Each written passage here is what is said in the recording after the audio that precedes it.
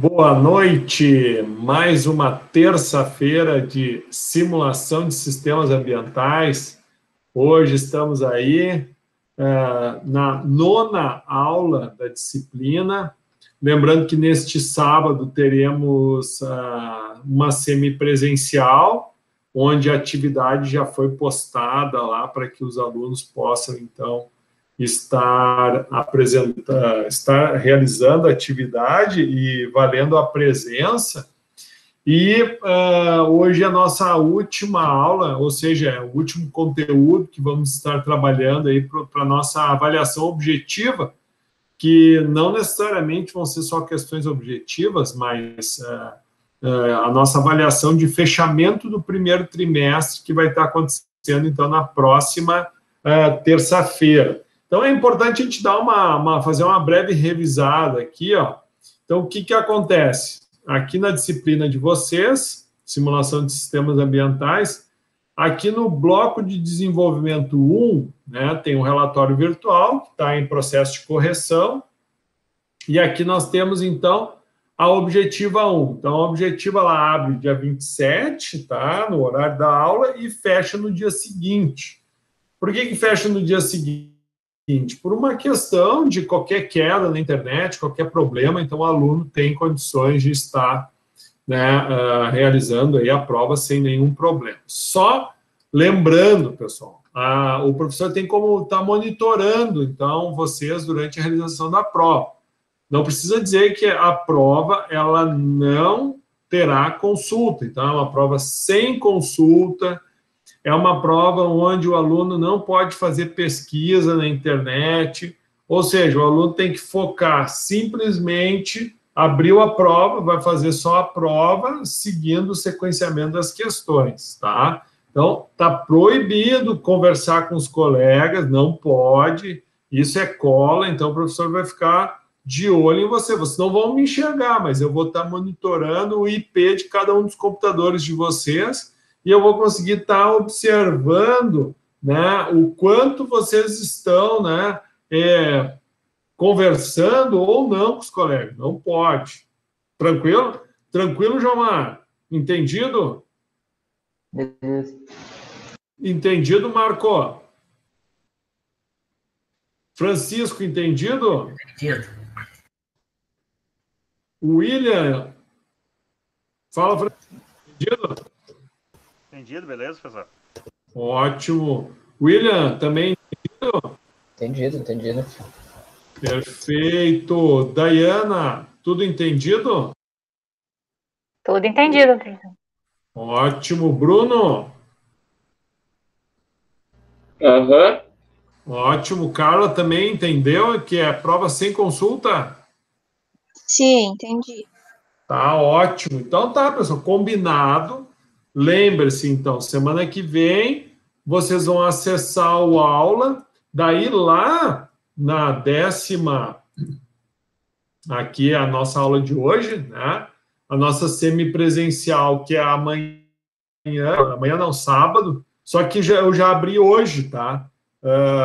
Na realidade, eu já abri semana passada a semipresencial, teve um que já fez aqui, ótimo, nem vi quem foi que fez, deixa eu ver. Ô, Dayana, ótimo. Conseguiu fazer direitinho, Dayana? Foi fácil? Olha, se eu entendi, consegui, né? Mas rodou? Rodou? Rodou, sim. Perfeito. É isso que tem que fazer. Parabéns pela atitude, Dayana. Então, é isso que a gente precisava, que vocês lançassem os dados e fizessem a coisa acontecer. Então, aqui, ó, no dia 27, vai ter aqui a indicação, então, ó, aula avaliativa, acesse o bloco de desenvolvimento AP1, certo? Então, o que tem que fazer? Tu não é aqui que tu vai acessar. Aqui eu só te dei a orientação, então, a aula avaliativa, acesse o bloco de desenvolvimento AP1. Então, onde é que tu vai acessar? aqui, ó, bloco de desenvolvimento AP1 e aonde tu vai fazer o objetivo A1. Certo? Deixa eu complementar aqui. Fazer a objetiva 1. Perfeito. É isso que vocês vão ter que fazer semana que vem. Então, acessem no horário de aula, iniciem, não consultem e usem o intervalo da aula para vocês estarem, então, finalizando a avaliação. Tá ótimo, todo mundo já deu o devido ok. Agora, então, passamos para a nossa aula 9. Tá? Então, o material já está disponível aqui. Hoje, o pessoal da Ubra estava fazendo uma atualização do sistema e daí acabou que o professor postou hoje tarde a aula. Acho que era umas 4 horas da tarde quando eu consegui postar. Eu estava tentando acessar durante a manhã toda, não consegui. Só à tarde que ficou liberado para mim fazer a postagem. Então, peço desculpas por ter... Oi? Peço desculpas por ter atrasado uns minutinhos aí na nossa postagem. Agora sim, então estamos aí prontos para estar, então, iniciando aí a nossa aula de hoje. Muito bem. Então, o que nós iremos ver hoje? Pessoal, estão me ouvindo bem? Estão conseguindo ver a apresentação aí? Positivo. Ótimo, obrigado. Então, o que nós vamos fazer? Um breve feedback da aula passada, tá? Que vocês tiveram aí 2 artigos para lerem, artigos que falavam sobre modelos cinéticos, né, em sistemas biológicos. Depois, então, do feedback da aula anterior, nós vamos entrar no estudo de modelagem de poluentes na água. Lembrando que a aula de hoje ela vai ser uma aula introdutória, nós vamos somente trabalhar com Excel. E semana que vem a avaliação, daí na outra semana a gente vai fazer, então, a revisão da avaliação, e daí sim a gente vai continuar explorando ainda modelagem de poluentes na água. Tá? Então, hoje vai ser o primeiro contato que a gente vai ter, daí vamos trabalhar questões mais conceituais e vamos trabalhar o modelo, né, o modelo Streeter-Phelps em Excel. E também, hoje o professor vai disponibilizar um artigo para vocês estarem fazendo, né, a leitura aí a respeito da aplicação de Streeter-Phelps.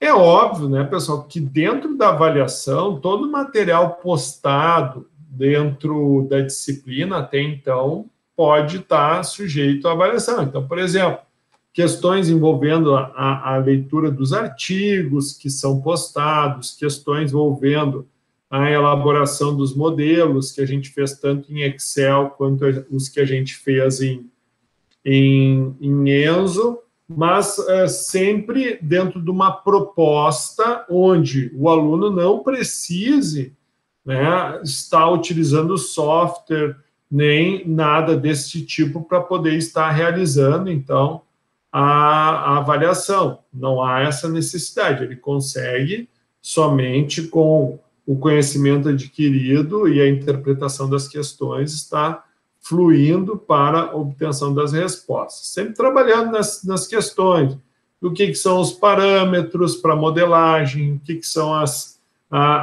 variáveis, né, quais são o equacionamento, né, quando que um sistema vai ter consistência em termos do número de variáveis, parâmetros, né, e principalmente número de equações.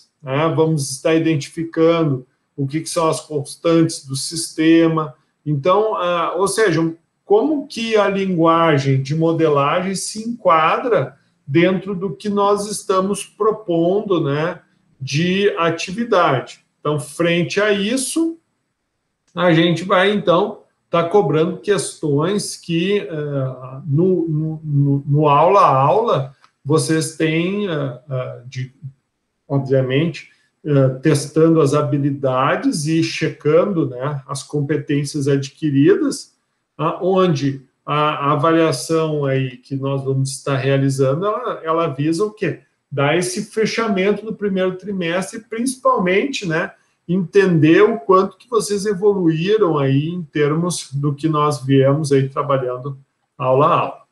Bom, então, com relação aí ao TDE da aula passada, parabéns ao Leandro, ao Marcos, ao Jomar, à Dayana, à Carla e ao Bruno, que foram aí os alunos que fizeram o TDE da última aula, onde, né, 60% da turma aí realizou a atividade, os outros, é uma pena que todos não tenham feito, lembrando que o TDE, ele deve ser realizado no mesmo dia que é dada a atividade.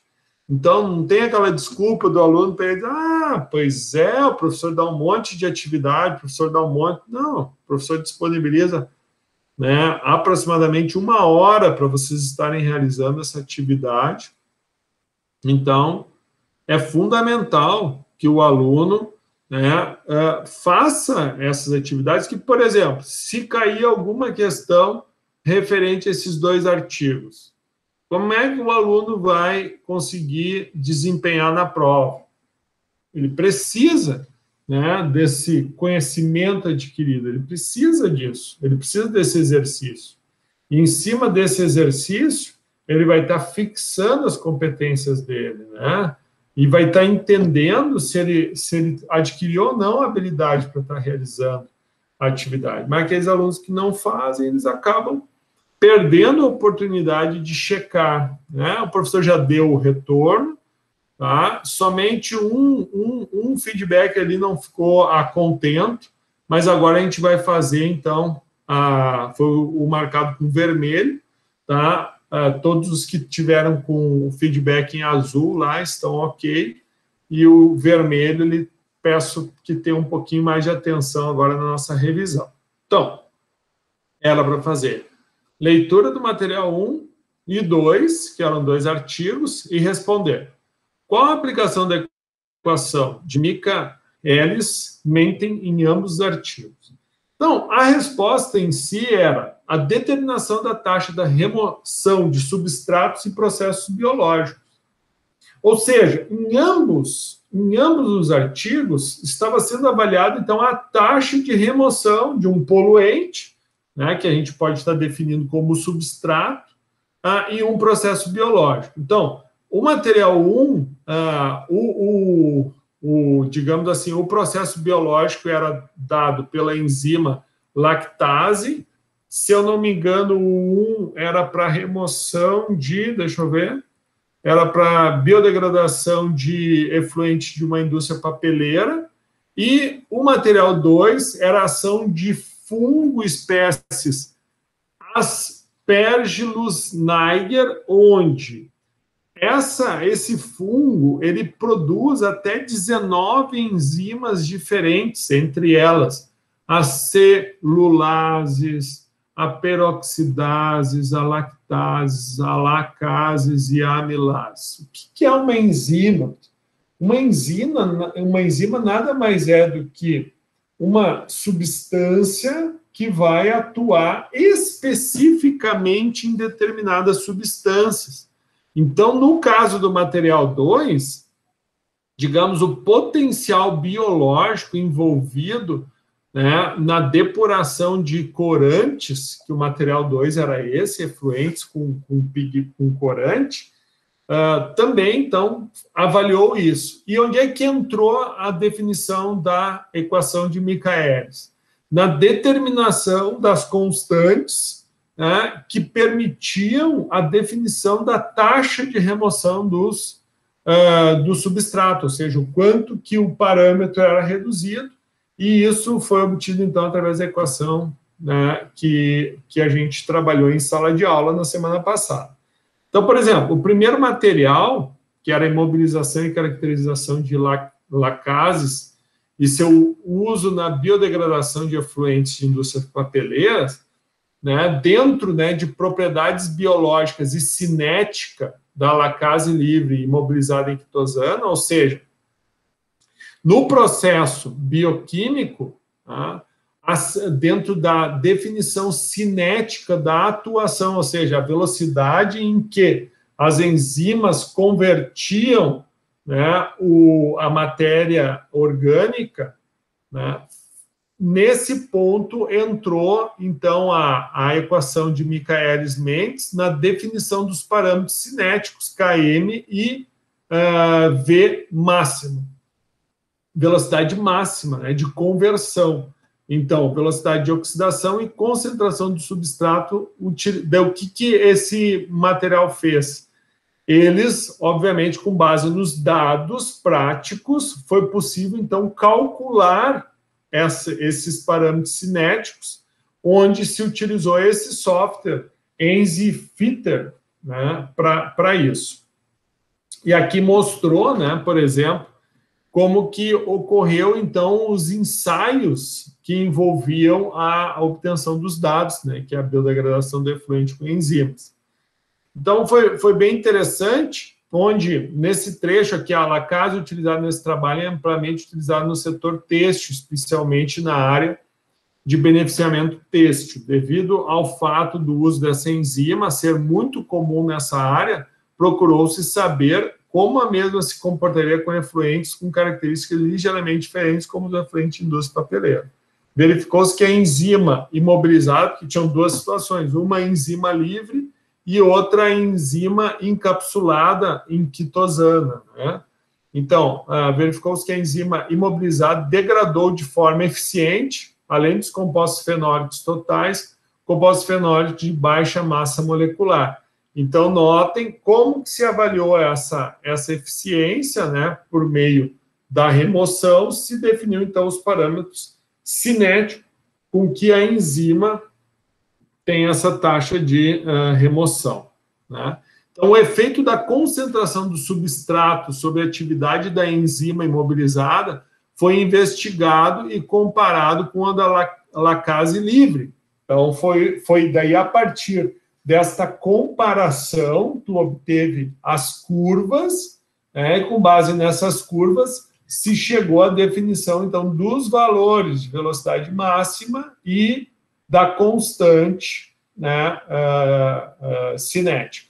Então, sob as mesmas condições de reação, empregando diferentes substratos, ABTS, siringaldazina e vermelho de fenol em concentrações variando entre 5 a 12. Então, esses aqui são os componentes que foram adicionados, né, variando entre essas concentrações para que fosse avaliado, então, o quanto de remoção haveria. Para todos os substratos testados, foi constatado um incremento significativo da velocidade de reação para enzimas imobilizadas em relação à enzima livre. Então, o valor de Km e velocidade máxima foram calculados e estão ilustrados. Então, como é que se chegou a esses cálculos? Por meio da equação que a gente viu na aula passada. Então, os valores de Km encontrados foram mais elevados para enzimas imobilizadas, independente do substrato utilizado, indicando uma mudança da afinidade da lacase pelos substratos na forma imobilizada. Bom, o que se chegou, então, em termos de conclusão desse primeiro trabalho? Então, os ensaios de estabilidade da lacase livre imobilizada em relação às condições e meios desnaturantes revelaram que a enzima imobilizada em esfera de quitosana foi significativamente mais estável quando comparada à enzima livre.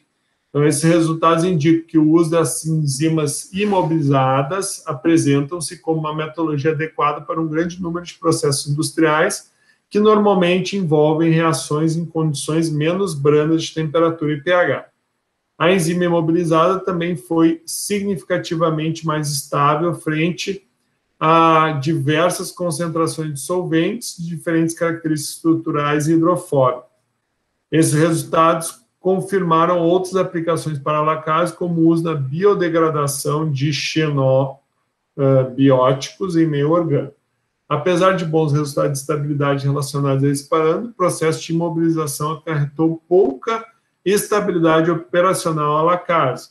E qual é o problema da enzima? A enzima, ela está constantemente necessitando de matéria orgânica para que ela siga o seu processo de conversão. Caso contrário, né, ela pode resultar na sua própria destruição. Então, ela precisa estar estabilizada, é que não um fermento, digamos assim, não um fermento de pão.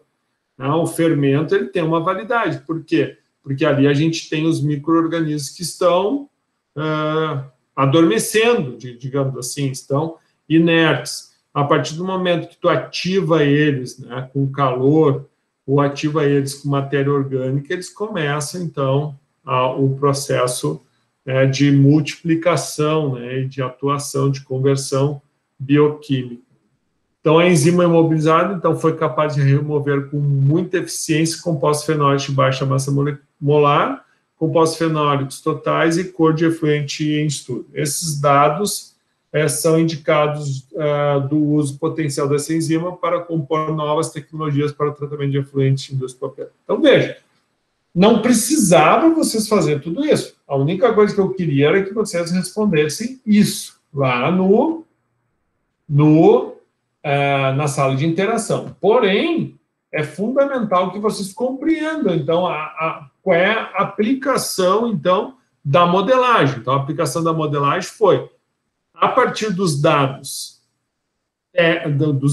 práticos, se definiu, então, constantes de reação, né? E dentro dessa cinética de reação, empírica, né, baseada em dados práticos, se projeta, então, né, para futuros estudos, com base no que a gente viu, se projeta de que forma e em qual velocidade vai ocorrer as conversões do substrato com relação à enzima utilizada. Alguém chamou? Não, só dei boa noite a todos aí no chat. Grande, Leandrão. Boa noite, meu amigo. Boa noite. Então, vamos lá. Continuando aqui.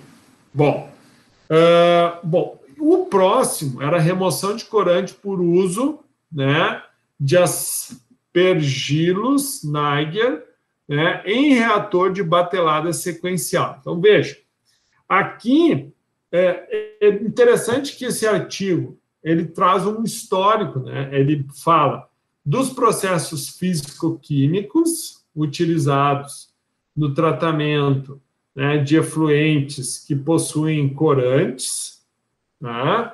E daí ele fala das dificuldades, né? Fala dos custos, né? Porém, esses processos apresentam custo elevado e baixa eficiência na remoção de cor, de matéria orgânica dissolvida, além de não serem destrutivos, o que faz com que a disposição da fase sólida se constitui em outros aspectos negativos do tratamento físico-químico.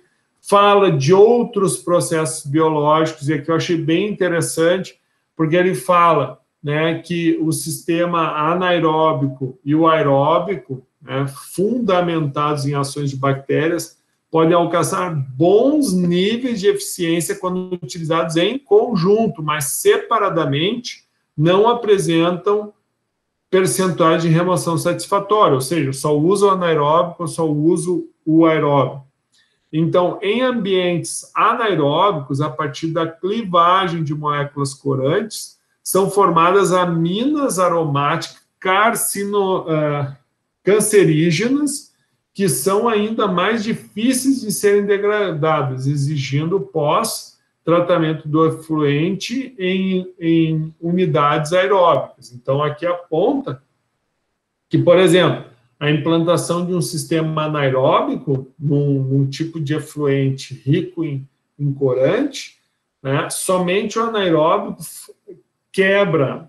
Normalmente, os corantes, eles têm nitrogênio na sua estrutura, e esses corantes, né, no processo de decomposição biológico, aqui por bactérias, né, onde, obviamente, que a equação de Michaelis-Menen também poderia ser utilizado, né, não se mostra legal, por quê? Porque formam compostos cancerígenos e que necessariamente precisam de uma etapa aeróbica para serem removidos, né? Então, exigindo pós-tratamento do efluente em unidades aeróbicas, como, por exemplo, o sistema de lodo ativado, que é muito empregado para o pós-tratamento desse efluente. Mas esse sistema, apesar de bons resultados em relação à remoção da cor, apresenta produção de lodo elevado e é susceptível a choques de carga orgânica. Tá? Mas, por fim, né, ele traz a questão que é o foco do trabalho. Então, as espécies Aspergillus são conhecidas por sua capacidade de utilizar de corantes como substrato, transformando-os em compostos não tóxicos ou de baixa toxicidade. O que ocorre pela produção de enzimas extracelulares, as quais tornam o organopoluente acessível para assimilação. Então, a espécie Aspergillus niger, em função das condições do meio, é capaz de produzir mais de 19 enzimas diferentes, né, daí, tais como aquelas ali citadas. Então, o uso de reatores com fungos para o tratamento de despejos industriais pode vir a ser uma tecnologia econômica e eficiente. Veja, pessoal, é a proposição de tu estar utilizando que é um sistema de tratamento com fungos, um reator carregado com fungos. E daí, qual vai ser o modelo matemático que isso vai atender? E é essa questão que eu estou trazendo para vocês. Então, por exemplo, a equação de Michaelis-Menten pode nos ajudar na definição das constantes cinéticas. Para que nós precisamos das constantes cinéticas, pessoal? Para nós sabermos o quê? Para nós sabermos Nós estamos falando de reatores em... Taxa de remoção, né? Como? Taxa de remoção, quanto tempo tu vai ter, o dimensionamento do teu reator, a velocidade, tempo de retenção hidráulica, tudo isso tu vai precisar.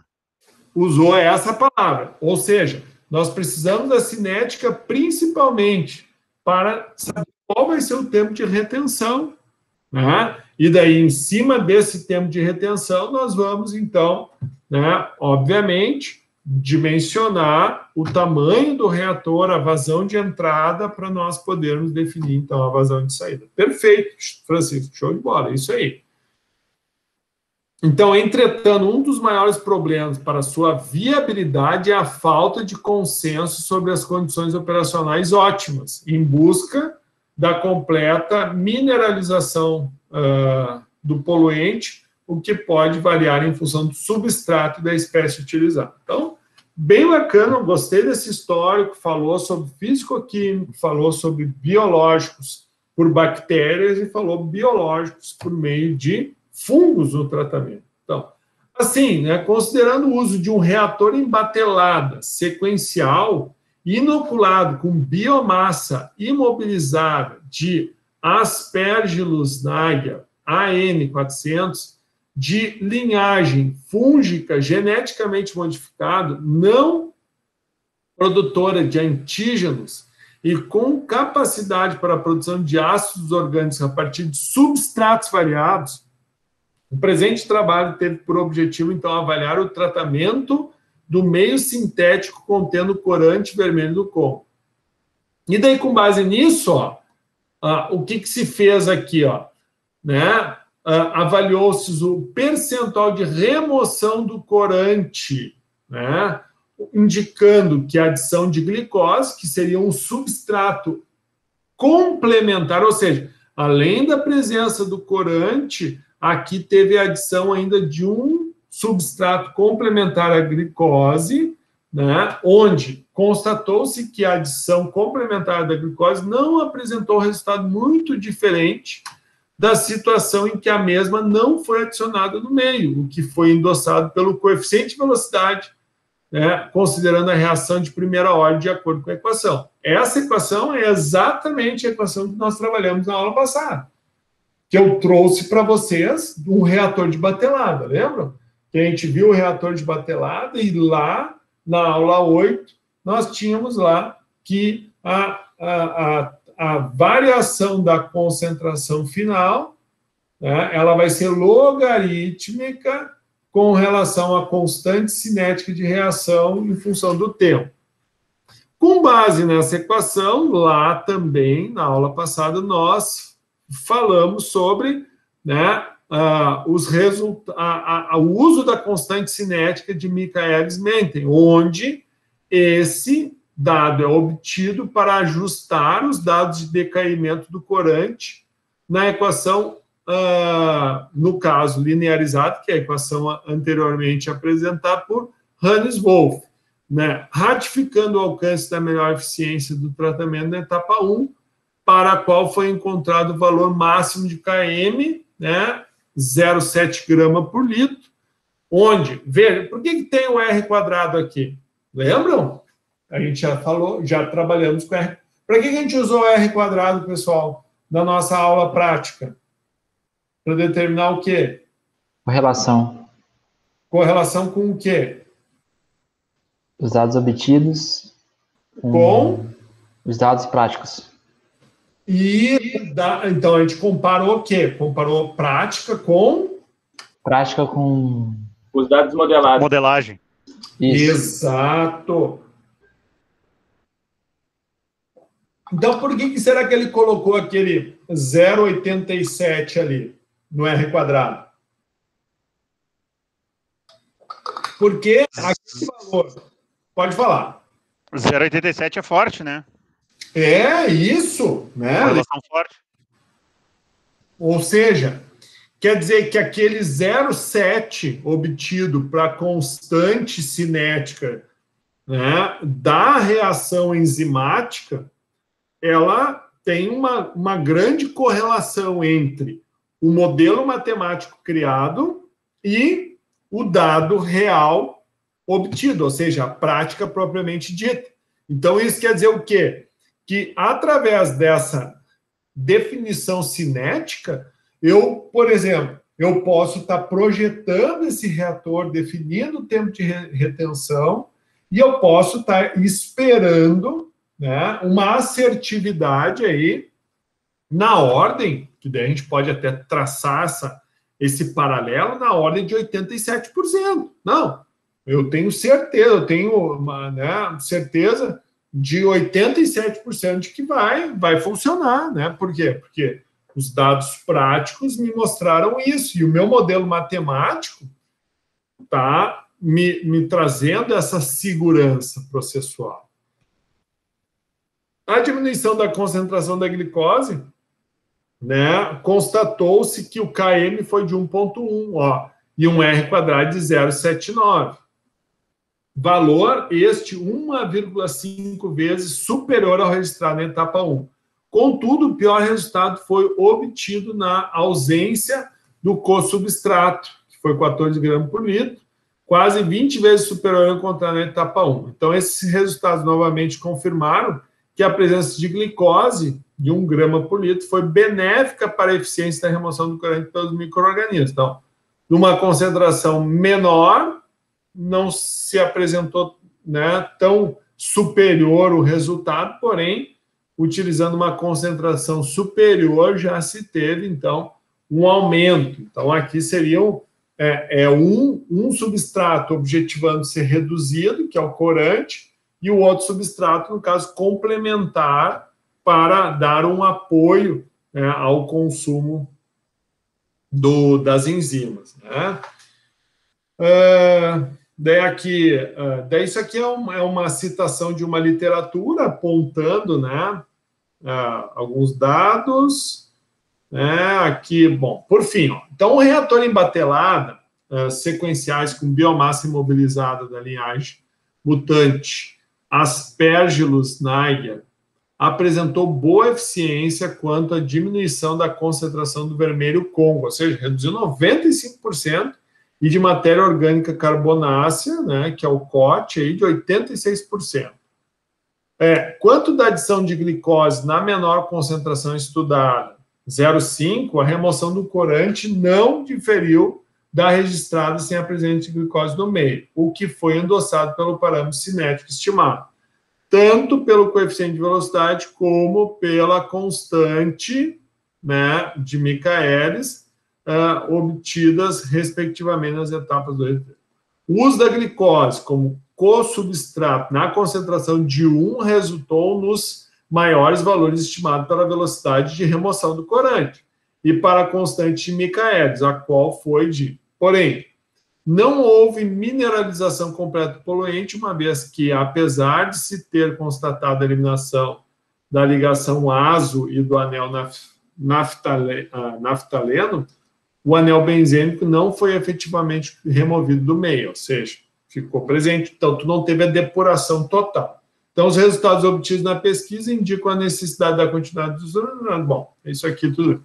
Mas vejam, pessoal, a importância, então, né, de nós aplicarmos um estudo cinético com base na avaliação dos resultados obtidos. Ok? Bom, vocês, né, não é para fazer agora, mas eu vou explicar uma das atividades que vocês vão ter hoje no TDE. Tá? O que vocês vão aplicar? Vocês vão aplicar em Enzo um modelo para reação química, onde nós vamos ter um reator com fluxo de entrada e fluxo de saída. Então, lembram da aula passada que nós vimos isso? Então, lembre-se. O que nós estávamos falando até então era um reator, porém, o nosso reator tinha enzimas aqui. Então, para que os micro-organismos removam a matéria orgânica, né, a gente, por exemplo, viu que a equação, né, de Michaelis-Menden pode nos ajudar nessa definição cinética. Porém, aqui, nós vamos ter o quê? Uma reação química envolvida aqui. Tá? E essa reação pode ser uma reação de precipitação de cromo, pode ser uma reação, né, de remoção de DQO, ou seja, nós vamos ter uma vazão de entrada, vamos ter uma concentração do poluente A, B ou C, ou de um produto químico qualquer, concentração inicial. Essa vazão dentro desse reator, com o tempo de retenção, né, vai nos dar o quê? O volume de efluente ou de material a ser tratado e a concentração final que ele vai adquirir. Por fim, adquirida essa concentração final, vamos ter o quê? Uma vazão de saída e uma vazão e uma concentração final de saída, tá?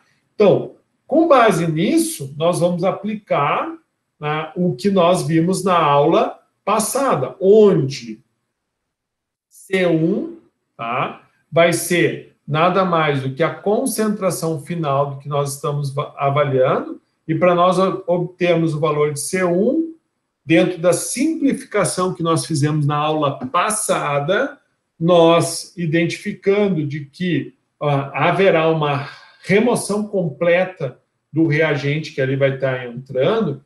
Um exemplo, entrou 100 de cromo aqui, e aqui vai estar saindo 0 de cromo, ou seja, eu vou precipitar todo o cromo, né, hexa em cromo tri dentro desse reator. Estou dando um exemplo, tá, pessoal, para vocês começarem a visualizar o que esse louco quer com isso aí. Não, eu quero que agora, eu não estou só avaliando o enchimento e o esvaziamento de um tanque, eu também estou avaliando a cinética da reação envolvida aqui dentro.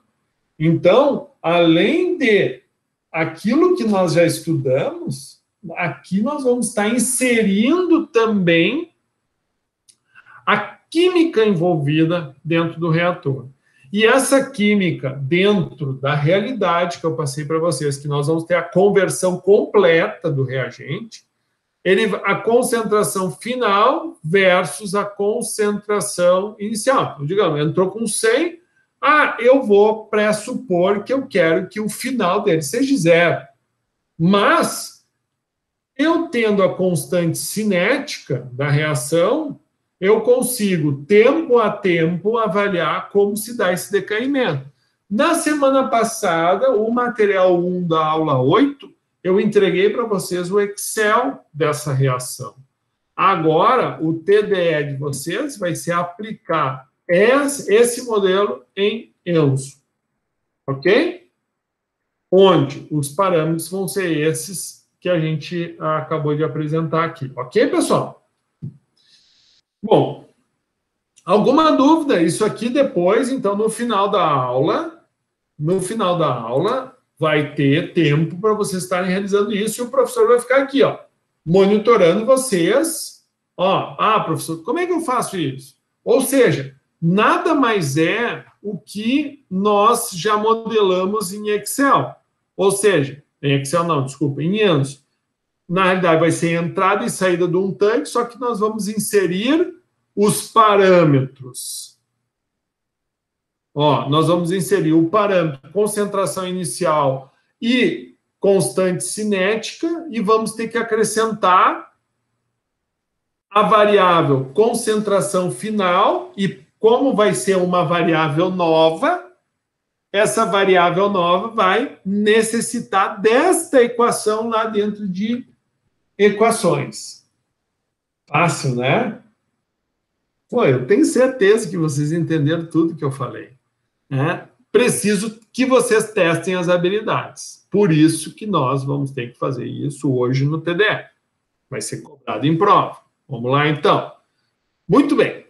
Então, deixando isso mais lá para frente, vamos agora estar entrando, né, vimos, então, cinética de processos biológicos, vimos cinética de processos químicos, e agora, então, vamos avaliar o comportamento, vamos modelar a dispersão de poluentes em meio aquoso.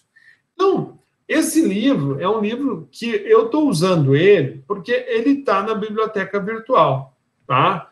Então, assim, ele, ao mesmo tempo que ele é um livro bacana, ele também é básico, mas ele traz algumas coisas muito úteis, tá? Então, vamos usar o que é útil dele, né? E nunca é demais a gente também dar mais uma reforçada nos conceitos. Então, o capítulo 8 é o capítulo base para essa introdução de modelagem, onde envolve a dispersão dos contaminantes em meio aquoso, tá? Onde nós vamos estar avaliando, então, contaminação das águas superficiais por matéria orgânica. Então, como que se dá este processo? Então, quando a gente vai avaliar aqui o contaminante, até porque a base de equacionamento que nós vamos estar utilizando aqui vai ser a remoção da matéria orgânica pelo consumo de oxigênio do meio aquático. Então, a matéria orgânica nós vamos avaliar por meio da biodegradabilidade dessa matéria orgânica, ou seja, a DBO. Então, nós também podemos criar uma correlação, e eu vou fazer isso, correlacionar DQO com DBO. Tá? Lembrando que a DQO, então, é a demanda química de oxigênio necessária para a oxidação total da matéria orgânica. Mas nem toda a matéria orgânica presente em um efluente, por exemplo, ela vai ser biodegradável. Somente aquela consumida por micro-organismos, através da análise de DBO, permitem com que a gente, então, avalie o quanto de matéria orgânica biodegradável ou não nós vamos ter numa determinada amostra de efluente. Então, neste primeiro momento, o que acontece? Então, a etapa 1, pensando o seguinte, eu estou fazendo, então, o lançamento de um efluente no meio aquático. Então, a quantidade de oxigênio dissolvido na água necessário para a decomposição da matéria orgânica é chamada, então, demanda bioquímica de oxigênio. Em outras palavras, a DBO é o oxigênio que vai ser respirado pelos decompositores aeróbicos para decomposição completa da matéria orgânica lançada na água.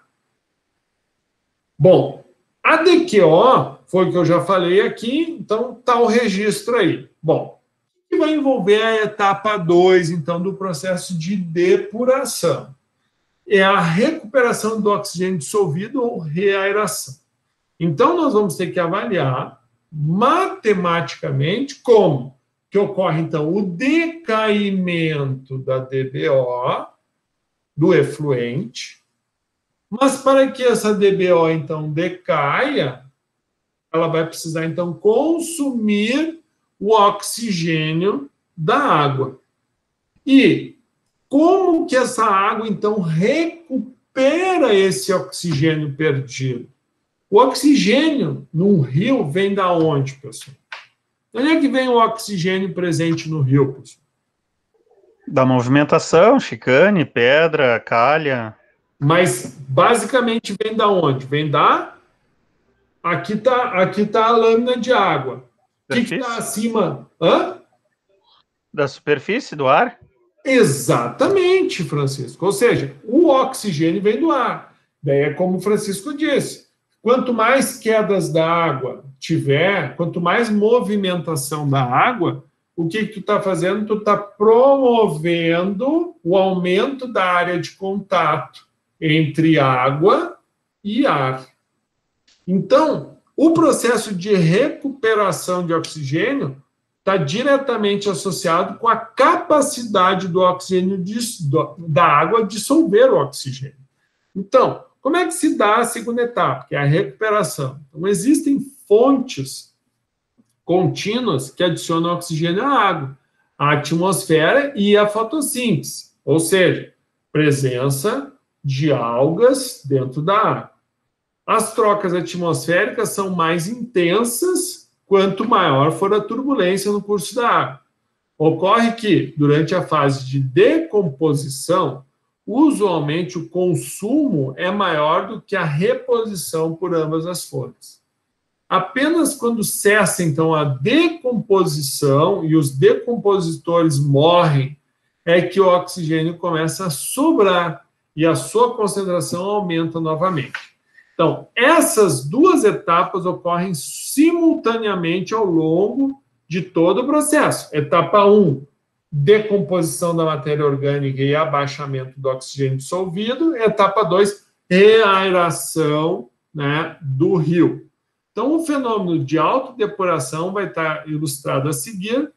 Então, no trecho afetado do rio, ocorrerão alterações das espécies presentes, cor, turbidez e outras características. Então, aqui está o resumo. Onde nós vamos ter, então? Aqui vai ter a etapa 1, né? Enquanto tiver matéria orgânica, está havendo decaimento do oxigênio dissolvido, que vai ser também proporcional ao decaimento da DBO. Claro, que vai chegar a um ponto que o oxigênio consumido vai se igualar ao processo de reaeração.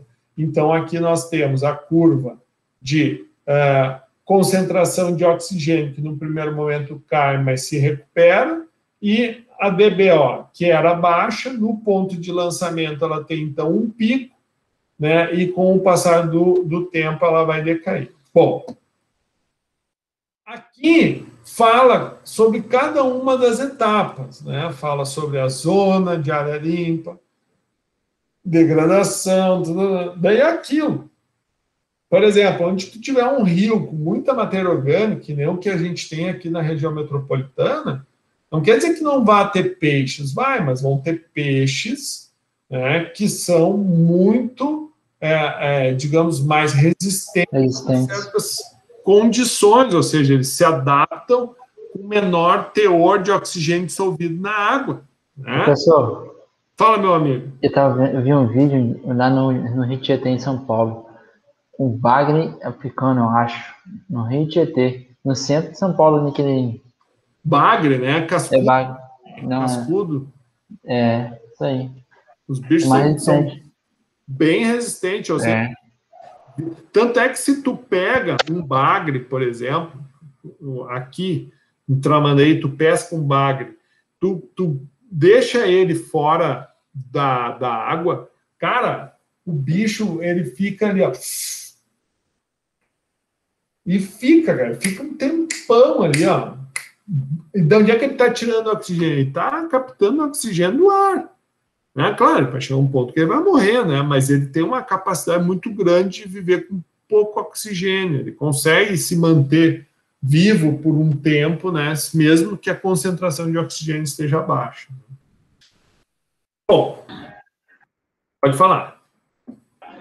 Eu recebi um vídeo uns 10, 15 dias atrás. Os caras tarrafiaram ali na frente da 0 hora no dilúvio ali. Mas saiu uns 15 quilos de tilápia.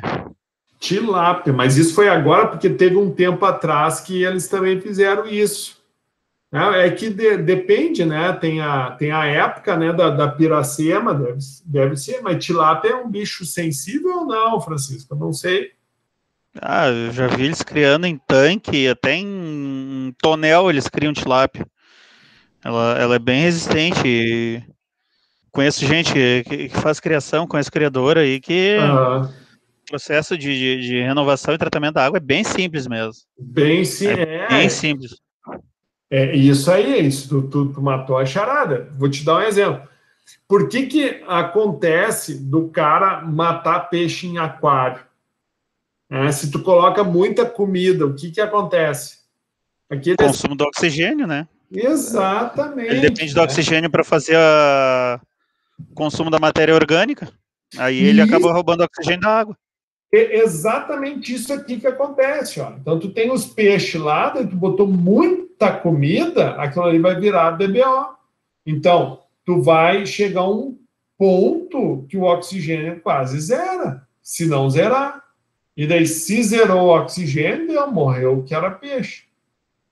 Vai ficar só bactéria e fungo, anaeróbio. E, claro, que com o tempo vai... Mas é exatamente isso que acontece. E qual é o modelo matemático que pode nos ajudar a entender isso? É o modelo de Streeter-Phelps. Então, através desse modelo, que o professor disponibilizou para vocês, no Excel 1 da aula 9, ó, nós vamos fazer o quê? Nós vamos fazer esse estudo de decaimento de DBO em função do oxigênio. E em função do decaimento do oxigênio depois da reaeração. Então, nós precisamos inserir alguns dados para poder trabalhando o modelo de Streeter-Phelps. Então, por exemplo, nós vamos precisar de vazão do rio, né? Obviamente, da velocidade também, a gente vai, tendo a velocidade do rio, a gente também consegue definir vazão. Vamos ter a DBO de origem do rio, a DQO também, foi o que eu disse que vamos fazer uma correlação. O oxigênio dissolvido do rio, pois não. O Bruno avisou aqui que o notebook deles desligou sozinho. Tá, não, tranquilo. Mas diz para ele aí, quando ele puder voltar aí, fica tranquilo que tá ficando gravado, tá, Jomar? Diz para ele ficar tranquilo. Tá bom. Tá, diz para ele tentar entrar com o celular, ou da maneira que ele conseguir entrar, só para ele garantir a presença, mas depois, com calma, depois a aula vai ficar gravada, tá? Bom, então aqui são passados dados do rio, né, em termos de quantidade de matéria orgânica original, né, quantidade de oxigênio dissolvido, largura, profundidade, e as características do efluente, né, ou seja, que é o efluente que nós queremos, então, depurar. Esse tipo de... o modelo de Streeter-Phelps ele é muito utilizado, por exemplo, CETESB, Corsan, né? Corsan não, CETESB, FEPAM, tá? Principalmente para quê? Para se chegar lá naquelas quantidades de DBO, né, possíveis de serem lançadas. Então, por exemplo, dependendo da vazão do rio, a DBO pode ser maior ou menor, dependendo da vazão do efluente, o lançamento de DBO pode ser maior ou menor. Mas como que tu chega a esses valores? Por meio da equação de Streeter-Phelps. Então, dentro dessa proposta, pede-se, modele a concentração de oxigênio em função do tempo e da distância. Então, essa equação de Streeter-Phelps, ela permite com que a gente também utilize como a coordenada que vai lançar as informações para te gerar o resultado da variável. Então, por exemplo, a minha variável vai ser DBO, por exemplo. Então, eu posso avaliar a DBO em função do tempo ou a DBO em função da distância, né? Então, por isso que eu faço essa relação aqui, ó. Vai modelar a concentração, então, do oxigênio dissolvido em função do tempo e distância, modelar a concentração da DQO em função do tempo e da DBO também, tá? Lembrando que Streeter-Phelps é para DBO, mas também nós podemos fazer uma correlação com DQO. Bom, aqui só para vocês entenderem, né, como que nós podemos avaliar, por exemplo, né, a velocidade do rio, né? Então, tu sabendo a altura, a largura, que são dados de rio, né? Através destes dados, por exemplo, tu consegue, sim, obter, né, a velocidade do rio, né, a definição. Claro, a gente sabe que tu vai fazer um modelo, a gente sabe que o leito do rio ele não vai ser geométrico certinho, né? Ele vai ter oscilações, mas a nível de um estudo e como todo modelo exige que tu estabeleça considerações, isso é factível de ser feito. Muito bem. Então, o que o professor vai querer que vocês façam? Vocês baixem agora lá o Excel Material 9 e vocês vão gerar essa curva, tá? E vão fazer essa aplicação do modelo de Streeter-Phelps de forma real, certo? Onde a gente vai pegar dados aqui de uma licença de operação e com base nessas informações a gente vai fazer as mudanças aqui na própria planilha de Excel. Depois que a gente fizer essas mudanças, nós vamos fazer a observação do que acontece em termos de decaimento de DQO e DBO e automaticamente o que vai acontecer com o oxigênio dissolvido. Aqui deu uma diferença muito grande, porque a gente está trabalhando com valores de DQO muito altos e DBO muito alto, que é um lançamento de um efluente real que a gente pegou, e como o oxigênio máximo dissolvido da água é em torno de 7, então a gente teve que, por isso que dá essa disparidade tão grande aqui, certo? E por último aqui a comparação, né, com relação a tempo, com relação à distância para o material estudado. E qual conclusão chegamos? A gente vai avaliar, e daí aqui, para a realização do TDE, então, do segundo momento, vamos, né, estar também alterando o tamanho do rio, largura e altura, dentro do próprio material novo, para que a gente possa, então, estar obtendo todos esses resultados. Ok, pessoal? Bom, então, o que eu vou fazer agora? Eu vou parar aqui a nossa... Eu vou parar agora aqui a nossa gravação, tá? E o que vocês vão